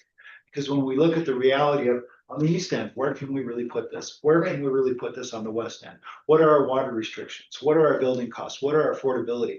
And really look at the reality on the ground, develop it from the reality up versus from the top academically down. That's just my thought. I think we're getting caught in the. That's really sensible. Unfortunately, we only have a land use code to adjust, and it is numbers and reality. Yeah. Be damned, and maps and All zoning. right. Yeah, and if you think about like. I'm a guy in the ground, so that's why. Yeah, our It makes me get a original little mission frustrated. was to figure out a way to just make it easier. Yes. Right, with And what we that- have to That deal does with. tie in Right. what Pete was saying. Yeah, so we are making it easier by creating this fast track thing and not necessarily, semi incentivizing people because you would then go through the fast track. Yeah. And you could possibly offset your impact fee. And off you go. Nick, I see your hand hold for just a second. We've got Nina Cookie. I think no matter what, you're still gonna deal with those realities, you know, that's your first step. And we were talking about combining your sketch plan with your preliminary plan. Well, during that time, you're looking at those realities, you know, the water, everything else, the infrastructure. So I think it still makes sense. And like you said, it's just necessary because we're talking about setting up a land use code and guidelines. So no, if it's over 200% of MI, then go figure it out and do the normal Yeah, procedure, whatever it You're is. gonna be making the money to do that. Yeah. Let's go to Nick and then we'll see where this other hand in the room. Go ahead, Mr. Farco. Okay, I'll try to answer a question that Jen had asked a while back that we've sort of been dancing around a little bit, and that is, are we wanting to touch the existing base zone districts for, and again, lack of a better term, free market housing? On one hand, you know, the answer is a blunt no. That's not our job here. That's not what we're trying to do. On the other hand, Jen, I agree with you. Some of the numbers are a little bit like ridiculous. You know, that when you look at an HD, a high density zone district, and you see a minimum lot area of 35 acres, that's kind of a little bit crazy. So it may be that the answer of no is tempered with, yeah, let's just make subtle changes to make them a little bit more reasonable. And without encouraging free market development that exacerbates our problem. But then switching over to how to do an overlay that merges well with whether there's changes to the existing or not. The idea of a map going to work because we're so geographically different, but the idea of having the overlay mapped to zone districts, because zone districts are what we care about, is a concept I'd just like to to consider. And again, if it needs to have a tangible example, I can show at the next meeting or somehow convey it. But instead of mapping it to a physical map, geographic map it to zone districts, by zone districts. And Pete, I love your idea of bringing it out of the weeds and into the stratosphere, but man, the land use code, I agree with whoever's comment that was. We unfortunately going to have to get in the weeds because that's what we're producing when this is all said and done. Thanks, guys. Thank you, Nick. I mean, he hit on some of the things I was saying. Okay. Well, I feel like it was helpful to throw some spaghetti at the wall here to have this conversation. Because it's actually now that I'm really processing what we're hearing and kind of asking the questions, and I know I may sound repetitive asking the questions again, but it's helping get at the nuance of that. And I think Nick just summarized that very well, that some zone districts probably are right, like that LD at 1/7 might be fine. And then you layer on a density bonus in that district that applies to that workforce component. So we have a table we've created that was in that preliminary report of all the zone districts and all their kind of base zone densities or densities and minimum lot sizes. I think I'm feeling much more confident now that we can take that with staff and start to fill in some meaningful numbers that will come back out to this group and to the larger joint commissions and everyone for consideration as we move down the road. But to Kay's point, at the end of the day, we'll put forward these suggestions and these recommendations, and it's always been the intent that the county will kind of take that the next step. So there may be additional conversations once we, once those start getting rolled into ordinances, it may be like, oh, this one needs to tweak a little further, or this one needs to go there. There might be some additional conversations, but I think this has helped. So it sounds like the density bonus really is where it's at, where we want to be. We want to keep those densities low, which I'm actually really pleased to hear that we don't want, to raise densities too much because it doesn't make the bonus as meaningful. So really layering in those bonuses that are tied to that workforce component sounds like where the focus needs to be. And I agree with something that you said there, that our whole goal here, and that's what I started thinking about low density. I was like, low density isn't really going to provide a whole lot, but we have had the conversation that if you're just layering in a couple of workforce units, it could provide, a couple drops in the bucket. So, okay. I think that was really helpful. And then you guys already answered the question on this next. And I know you have to go. Thank you. If you have any other thoughts, feel free to read. Our next kind of discussion item was just these buckets of review. And it sounds like when we kind of touched on this earlier, that these seem about right. We need to actually add some numbers. There might be some small scale apartment needs a number associated with it that would make it a 2-step versus the large scale that goes into the 5 steps. So some of those kinds of things. Any other thoughts on this? Okay. Yeah, with all of those listed in step 2, I think people were saying a number would be good. Yeah. Like, to say it's townhome, it could be 50 townhomes, that's good. So. Yeah. It's not so much I what, guess, how big is it? Yep. How many? Yeah. Yep. Gotcha. is that something we should bat around here? Like, we don't care how many apartments there are. We already know the max density, but if it's more than 2 acres or if it's more than 5 acres, I mean, is that worth having that discussion, or is that something we'll bat around on March 26th? No, I would welcome that if people already have ideas. I know getting into the numbers sometimes is hard without the context, but if you already have a number in mind, you're like, I've seen a project, 40 apartment complexes just seems huge and 20 seems normal to me or small. Throw them out, absolutely. And, this goes back to what I said earlier about form. Yeah, Form can make all the difference. You can have an absolutely atrocious 10-unit apartment complex, and you can have an absolutely lovely 20-unit complex that everybody's much more comfortable with. So just so you know, we're breaking this into 2 pieces, and March 26th got mentioned. What that is going to be is a joint work session with the Planning Commission and the VOCC, where we specifically talk about the change to the process section, Article 3, to create the set up fast track. And we'll get to, hopefully we'll get to what we've got in the draft on that. And then after that will be another set of work sessions and what have you, pulling together the actual zone district changes. So we don't have to nail that down. We're getting good feedback today and helping us with ideas on what direction to go on that. So that's going to be the next part. The way we tried to approach, I might be jumping ahead for you here. that's okay. The way we tried to approach the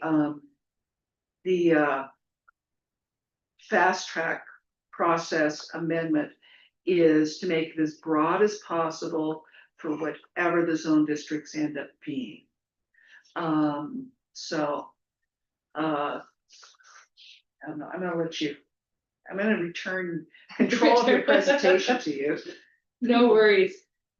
Yeah, just one thought on that, and I agree, fast track. I think we've heard multiple times that the public awareness, the public input, so it's fast track, but I think we really need to go out, because I think some areas that have occurred in the past is the public has felt sort of left out of the communication process. So as long as the public is involved in that process and it's very aware and transparent, then fast tracking makes a lot of sense. But we want to make sure that that is a big part of it, especially. Jen, are we ready to talk about details on that, or? We certainly could, but I want to make sure we address Nick and Hallie. Hallie, did you have some specific size limits in mind that you wanted to share?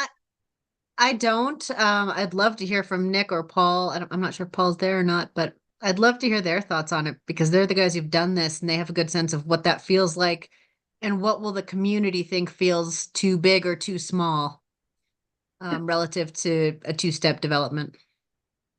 Thank you. Paul's not here, but Nick is, and he does have his hand up.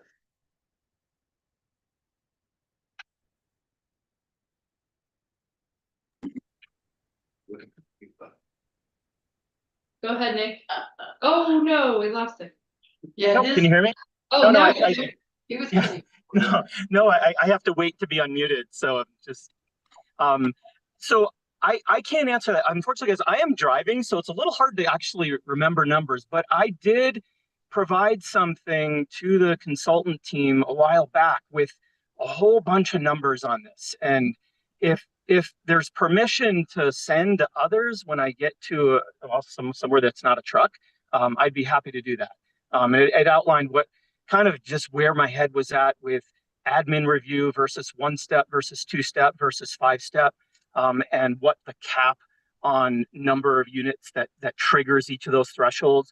And I even did it by zone district so that it had a little bit more of a kind of a nuance to it. But if it's too much and it's not good to disseminate, then I understand. But I would rather send that than try to remember what I did 2 months ago from a truck. Nick, we'll take you up on that keep driving offer. And we do have, I believe Jen has got that, or Drea has got that proposal that you did send some time ago, and it may be the template for what we see in our next iteration, because I also took a long, hard look at that and liked it. Yeah. And have been pushing for us to incorporate that thinking. John?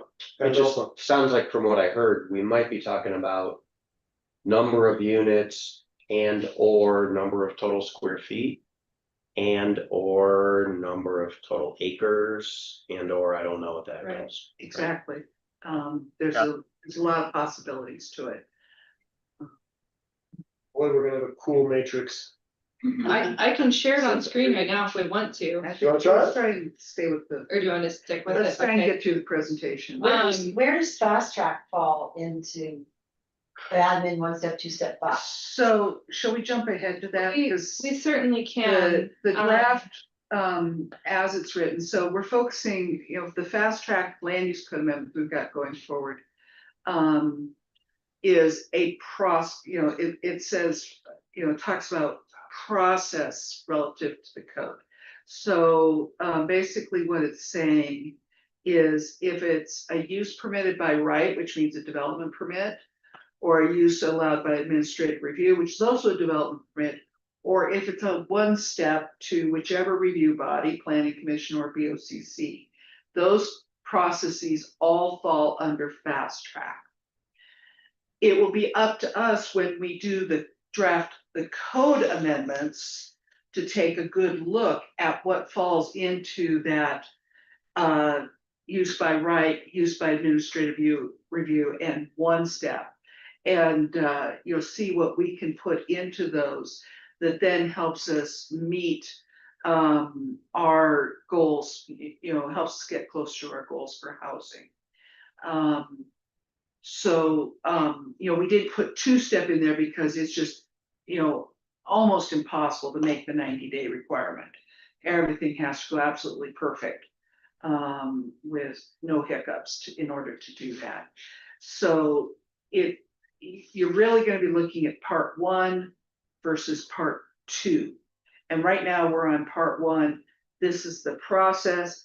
And then part two will be all the details of what activities, what size, number of units, what have you, actually ends up in those various categories. Is that making sense? Yeah, so it's really more about the application type than the review process, is how DOLA describes the Proposition 123 fast track, which we're calling accelerated housing review. And Kay's absolutely right. Like what staff is doing now is saying, based on the application types that DOLA has laid out that we need to include in this, how does that fit into our admin one step and two step process? Do you want me to show the draft? I have all the comments like just Yeah. condensed right now, so, Go ahead. okay. You reshare here. And Jen, while you're doing that, just out of curiosity, what number of slides are we on and what number are we trying to get? We're through the part I wanted to get through. So Excellent. from here on, we can, Okay. yeah, there's like there's 3 or 4 more kind of discussion slides, but I can throw those out actually pretty quickly if we want to, just. Well, let's But focus let's on. focus on this first, because this is our high priority. Yep. So like I said in the earlier slide, that 90-day accelerated review would apply to 50% or more. Oh geez, now my computer's gonna die.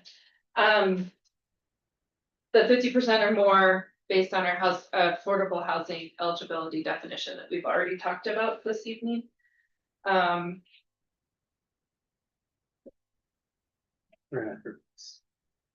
have a few more minutes left before it'll completely die. I'll just move over. Jen, you want to switch places? Sure, that'd be great. All right, sit where I'm sitting. Okay, here, I can take, that's fine. You're not a computer. You should die. And so to be clear, that affordable housing eligibility, that's the 120% AMI for rentals and 200% AMI for purchase? Correct. Correct, Ally. Thank you. So, this is the draft language that we're looking at right now, where you can establish the, what it is generally, what's the applicability. And the applicability piece is what you see here in, which applications would be, eligible for this. So it'd be single family dwelling, accessory dwelling units, caretaker units, secondary homes, duplexes and multifamily residential. And then this last part, of items within the community housing zone. But like I said earlier, the way that DOLA lays it out is, and I don't have the list right in front of me, I could pull that up. It's, site plan or development plans, building permits are part of it. So, and they're separate. So you come through with your site plan as one 90-day review, and then your building permit is a second 90 days. So the clock restarts. Subdivisions are not required by DOLA. Some communities are rolling in like minor subdivisions because it's such a quick process, and a lot of them can already be done within 90 days. Is Robin still on? She might have the list in front of her of the other application types, but that's the framework from what we're working from.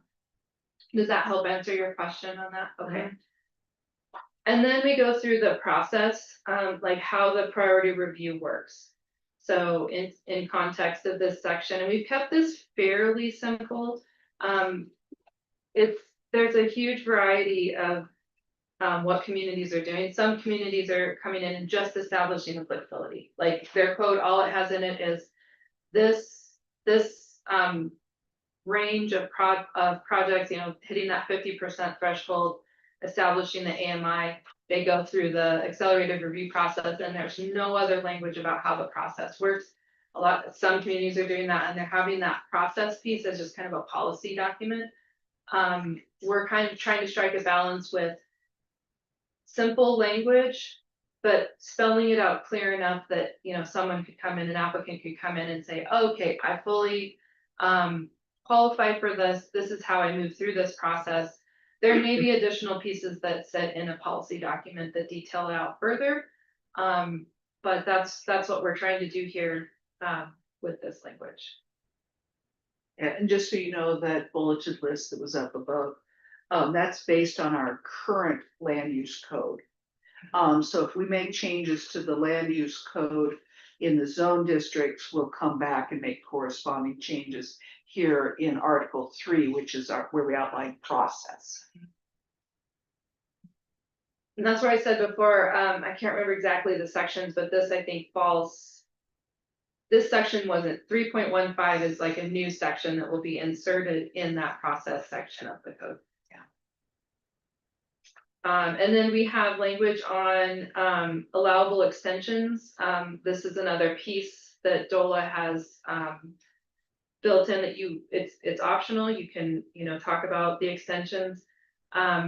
Some communities aren't allowing them, but most are allowing a, so there's two different types here. There's at the request of the applicant, they can, if they need more time between reviews, so say an applicant brings in their application for review, staff reviews it, sends comments back, and they're more extensive, and they're like, oh, this is gonna take us longer than the 90 days, they can request an extension.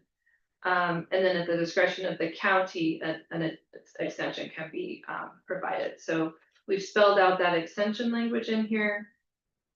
Spelled out that definition of affordable housing that we've already talked about, the 120 and the 200% AMI. And Is number 3 a DOLA requirement that costs less than 30%, or is that something you guys? That comes from the HUD standards, and we use that for all of our, anytime we need an affordability benchmark, because if they're charging a rent that costs 75% of the household income, it's not affordable even if we try to say it is. But for a rental, for somebody who's developing a rental property, which is gonna be pretty rare, I think, in the county. I guess it could happen. Are you saying that they would have to tell you in this process in order to get into the fast track what they're gonna charge? Same thing with sales, I guess. Yeah, they'd have to provide some certification to us and, and we'd be holding them to it in the deed restriction. Will you put that 30% thing, the 30% number 3 in the deed restriction? Yeah. Might be tough. It just seems redundant to numbers 1 and 2, and I'm curious if it is equal to, like, how does the 30% affect the 120%?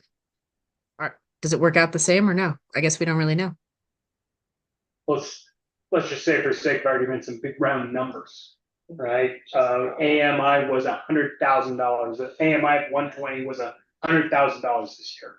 We're saying that the rental would have to be less than $30,000 divided by 12, right, per month, in order to be eligible for this fast track. So they would be committing to that for being allowed to go through the fast track process and getting that approval in 90 days.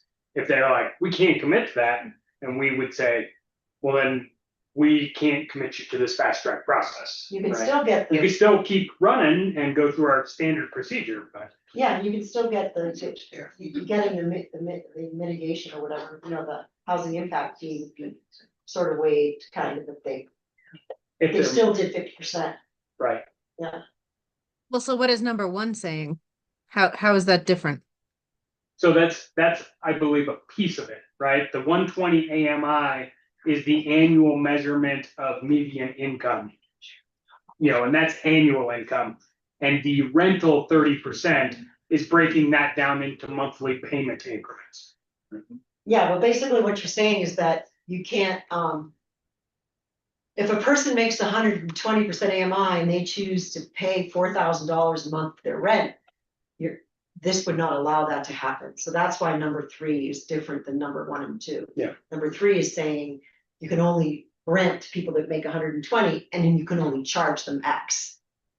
I see. You can only rent to people earning up to 120%, but you could still charge them $20,000 in rent a month with just number 1. Somebody to do that, but this is saying, no, you can't do that. And you can't sell to someone that's making 200% AMI. You can't, the sales price cannot represent more than 30% of their income. And is that gross? Yes. Yes, it is. That's the gross minus utilities kind of thing. Yeah, there's definitely some federal and state guidelines on how to do it, but that's your. Well, that's a benchmark for renting apartments, is that qualification. A lot of apartment owners use that as Yeah. qualification. Anytime somebody is paying more than 30% of their gross income towards their housing costs, whether they rent or they own, they're considered housing burdened. Exactly. And our goal here is not to create more housing burdens on people.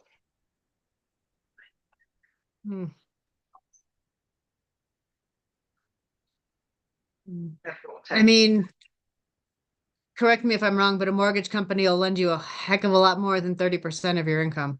They will. So I love that tied to the rental. I don't know how I feel about it tied to the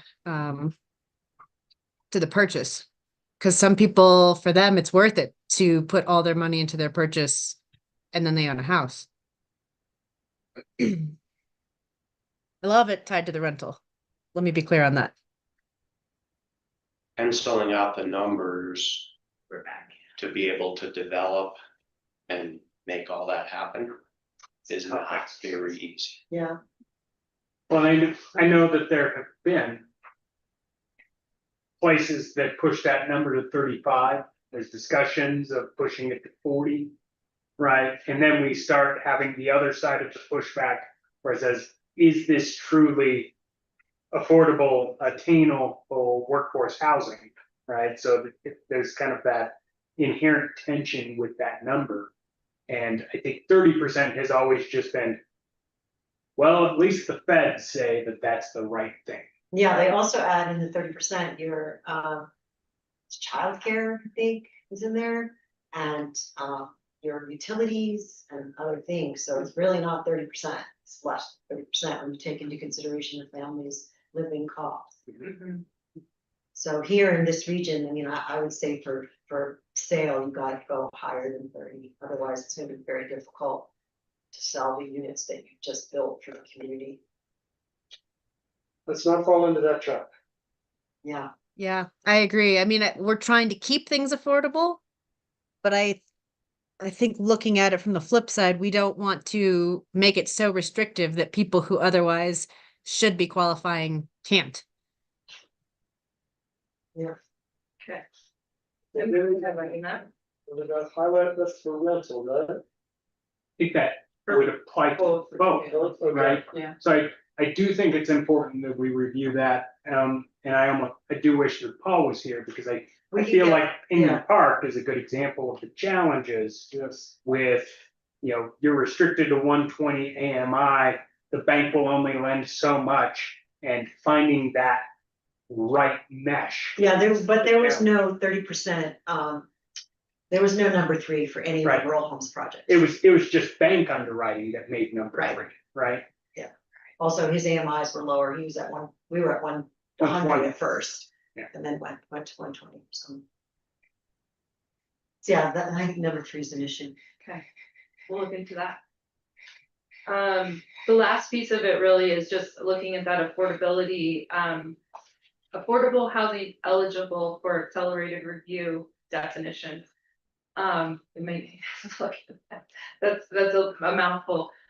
Basically in the definition section, we want to make sure that we reiterate this definition of what affordability means within the accelerated review process. So that's just reiterating that everything we just were talking about, the 120%,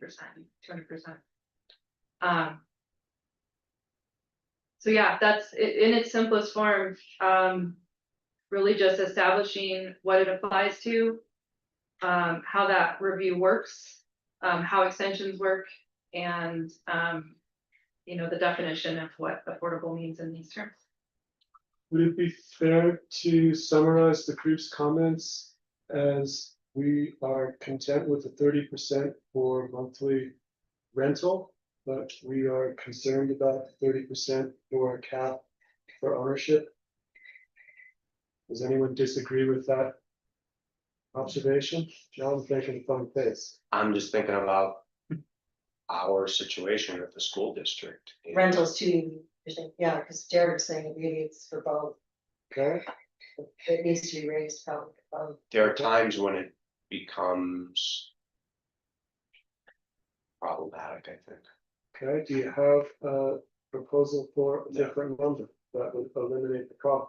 No, Dang it. because I'm sensitive to it. And I will say, as Elaine said, this is what we hear typically, right? I don't know if $300+ a month for water and sewer service is typical. And while we're not talking about everywhere that might fall under this, I don't know if $900 a month for HOA fees is typical. So we don't live in a typical world. And on top of just my overall concerns, those things are factors. Yeah, I think the other thing too, regarding rental, I don't think you're gonna have a lot of people, of developers wanting to have rental properties. I mean, I know that like down in Ilium, they're thinking of doing that, right? The first phase of that development is gonna be rental. But I don't know, I just don't think, maybe, I don't know. But for purchase, the thing is that you're saying that it's for 200% AMI. So you're limiting the developer is limiting the people they can sell this thing to by that fact. And do you have to work in the region? Yes. Because it's gonna be a county deed restriction, okay, so you have to work in the region. So I think the 200% AMI kind of is enough, honestly, to say this is workforce housing. You gotta live in the area, you gotta work in the area, live in the house, and you can't make more than 200% AMI. It's up to them to decide, it's up to the individual, and the bank's not gonna loan to a family that can't afford the mortgage, they just won't do that. So why are we saying it has to be, the cost has to be less than 30%, like, why is that our goal? And Completely agree. Yes. Completely agree. Jen and then Ken. Yeah. Sorry, Ken. I just want to jump in. Robin dropped in the chat to me that our hands are tied on the 30% right now because that is a DOLA requirement. But that's considering those base AMIs that they put forward. And it might be worth us asking DOLA, since we've increased the AMIs, can we increase that number? It's requirement for DOLA for fast tracking For what, for Prop 123? I believe so. or for funding? Robin, are you still on and can you unmute and clarify? Yeah, sure. Yeah, these are just for the fast track requirements. And the baseline AMI that they have for ownership is 100%. So that's why I'm thinking if we bump it up to 200, then we might be able to increase from 30%, but I think we need to check in with DOLA on that. And this is a great conversation to bring back to DOLA. They're, as people are developing these, they're taking all this feedback in and trying to massage the program. They're tied by state statute too, to some degree. So, but there have been many concerns about some of these parameters that has led to updated guidance on these and even conversations about do we somehow need to go back to the state and say that's just not, it's not working, like how can we amend this? So I think this conversation either way will be a great one for us to have with DOLA to flesh out. Is there a chance with that 30% that it would end up being a sliding scale for certain developments, that if someone's making 100% AMI, they're only paying 30% of their income, kind of similar to what the town has been doing with their rental program, because that's been pretty problematic. I think the way they have structured it is that once, let's just say you have 10 boxes that you're renting, your average of all of those has to hit these marks. Okay. Yes. Right, so it isn't quite the same way where it's kind of, the way the town did that was a one-to-one relationship with the owners. Right. Where the way DOLA has considered this is just saying, all right, of those 10 units you're gonna develop, you have to hit these marks based on an average. So you might have one that is market rate and all the way down to something that's 60% AMI in order to balance those things. Okay. I mean, once you all learn, like, once we go through this process and figure out this whole fast tracking thing, it could be like, we're just gonna fast track stuff on our own. Like, what is DOLA gonna give the county? Yeah. What's gonna make it worth Yeah. all these regulations? Like, once you get used to fast tracking, maybe like, this worked great, we're not getting anything from DOLA, like, why we? I mean, I'm gonna be pretty candid here. I don't think they're gonna bring much money to our table anyway. Yeah, so. Right, so I think we should make our rules fit. And to some of the points I think Pete made and a few others, we've kind of got to set something on the table and see what it produces, right? Because we can all have this academic discussion all day long. I have an optimistic side where I say maybe if we set up a regime, we're going to see a couple of people come into our office and say, I'd like to try it. Right. The pessimistic side says, we're gonna do all this work and nothing's gonna happen anyway. And so I do think that we've gotta get to our 80-20 rule, like figure out 80% of these things and then probably press the go button. Yeah. What is AMI To right now? this after.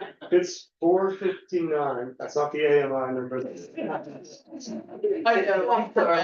And I'm not sure if, Jim, you've gotten enough that you can come back I to us with more information. I think so, because it seems like with this accelerated review, everyone was good with all of that, other than that 30% question. So we can, we'll shoot that one back to Dola. I think the accelerated review is moving in a positive direction and ready for, almost ready. We have one more meeting with staff before we pop that out on public. But I think we're getting close.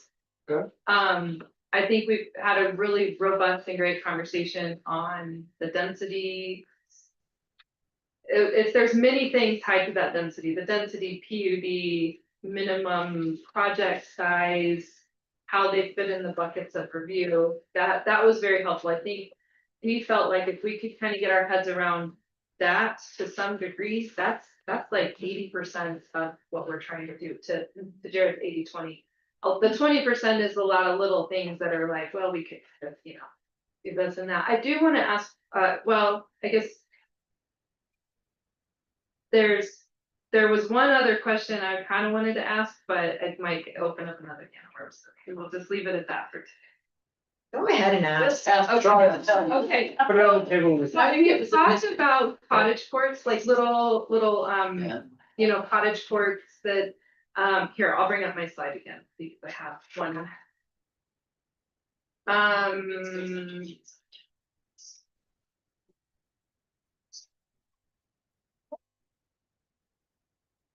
That just sharing. Okay. Go ahead here. Cottage clusters. So the Wrights Mesa Town Residential, that's the TR, right? It does include a use that is this cottage cluster. It has really pretty good parameters on lot area, number of units, size of units, common open space. One of our could be a very simple recommendation is, do we just roll this out to the whole county? Make it a definition and roll it out as a use that can be applied to, where it fits, obviously, other zone districts. I'd want to look at it some more. Okay. Yeah, I think so. That's been my passion all along, as you know. That's Okay. what I'm here for. Yeah. And also just have a senior housing development along Right. this lines. Yep. But I've almost come to the conclusion, based on everything I've heard, that most of these would have to be inside of town limits, say in Norwood. Okay. Or that, Because what I call the perimeter areas around Norwood, Yep. which would be that zone district, I think, that you're referring to. Okay. So, yeah, it would have to be close to town, especially because it have high water. Right. Right. It'd have to be on the water system. Could it be expanded to medium density residential as well, like, or in the East End area, right around Telluride, where there would be water and sewer availability as well? Question. Probably most definitely high density. High density, okay, It would probably most definitely work with community housing. okay, And it would work with the affordable housing PUD. I'm not sure about medium density. Okay. We'll have to see Have where to it run plays some out, numbers. but yeah, Okay. this goes back to what I said about, there's a lot of different forms. right, And, you lay out the parameters and how people interpret it. It could be a very conventional, development, of, single family homes, or it could be a very conventional apartment building. And then somewhere in between, you have things like this, right? okay, Yeah, Jen, I don't have an answer, but I will say that I like the bullet points with the lot area and the minimum and maximum and the number of units specified and the size of the unit specified, and I think that's what we were hoping for earlier in our conversation. And that taking that style of framework into our next meeting is going to be useful. okay, great. all right. Awesome, that was all. I felt like this one could be an easy one to tackle. What keeps us from having this now? Is it density? Pretty much, you could probably do that type of development in a PUD, affordable housing PUD, or in the community housing zone district, or in the high density zone district. But the one place where it's in our code right now is the Wrights Mesa Town Residential. Is there any current Wrights Mesa Town residential zoning? Yeah. Right. So that, I think, if we wanted to do this today, it would require a PUD or a zone change. Or both. Because the Wrights Mesa Town Residential says it's a PUD. Right. So, yeah, we got the whole PUD thing bias, yeah. Cool. So it sounds like there may be very strategically some interest in expanding that out to where it could actually be Yeah, used. again, strategic's the key word. Right. Because it's almost like you were doing earlier where you were giving examples, like Yeah. you were of developments, and how, Right. lot sizes and such. You'd have to just identify areas where it'd be appropriate. Perfect. I All right, don't know if everybody, you miss we it. are at 5:05. Some of us have missed the bus, but I think it was time well spent. And unless there I'll are. drive people who miss the bus. Unless there are other last closing thoughts, I want to thank everyone for your time and effort today. And we will meet again when we are not done. True? We've got quite a bit of work before we meet again. Okay. Yeah. Have a great evening, everybody. Thank you very much. Thank you all. And Thanks, bye. if you wanna learn about wildfire, get yourself. Yeah, we're going there right now.